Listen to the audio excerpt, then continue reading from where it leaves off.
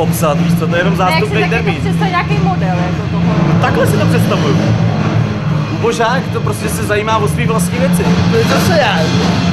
Zajímá se o svý vlastní věci a dělá si prostě co chce a jde si zatím, no. Ale dělá takový jako nekonformní věci většinou, takže prostě jako, nevím, jako to se nedá takhle jako říct, co je to ubožák. Každý je jiný ubožák, víš co. No, ty mluvíš jako 60letý mudeř. Teď se sakra, ty to mám nacvičený léta, ty.